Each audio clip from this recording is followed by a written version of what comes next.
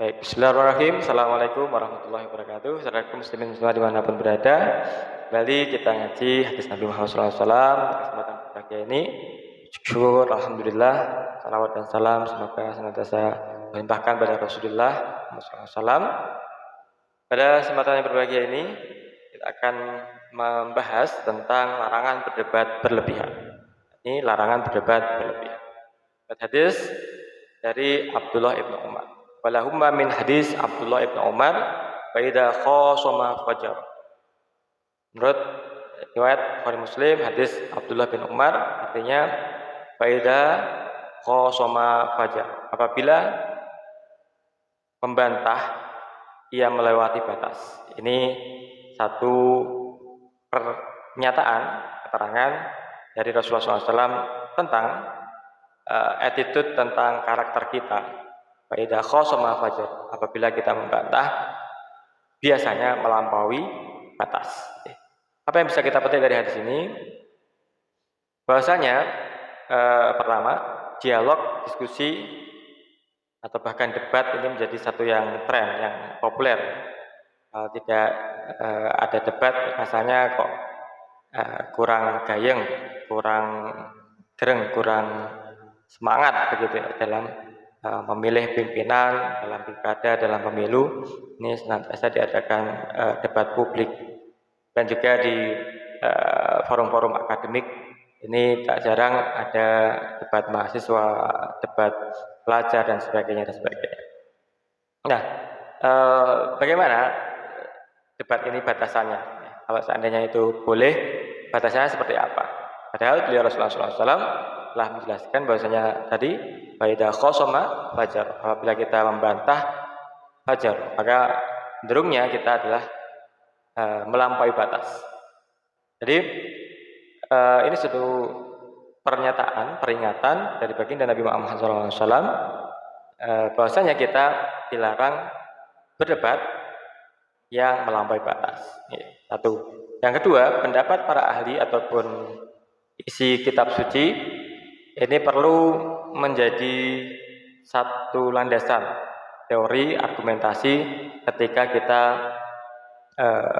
berdialog, berdiskusi, atau dalam bahasa lain tadi berdebat. Janganlah kemudian asumsi pribadi kita atau perasaan kita atau sesuatu yang bersifat emosional pribadi ini menjadi satu landasan di dalam kita berdebat dengan pihak lain dalam kaitannya masalah-masalah umum. Di dalam proses dialog, yang ketiga, diskusi debat kita dibatasi supaya tidak berlebihan membantah. Jadi berargumentasi boleh, tapi membantah dengan berlebihan ini dilarang. Yang keempat, mengapa kita dilarang berdebat berlebihan, membantah berlebihan? Dalam surat An-Nahl ayat 125 Allah Subhanahu wa taala berfirman, wajadilhum billati hiya ahsan, dan argumentasi dikemukakan dengan pendapat, pernyataan yang tertata, yang baik, yang tegas, yang lugas, mudah difahami. Yang kelima, argumentasi yang baik ini berdasar pada landasan ilmu pengetahuan, santun di dalam menyampaikan. Landasannya ilmu pengetahuan, dan dalam menyampaikan ini harus santun. Yang kelima, mengapa kita perlu batasi dan perlu diingatkan dengan pernyataan Rasulullah SAW tadi? Benar, karena di antara sifat manusia pada umumnya ini suka membantah.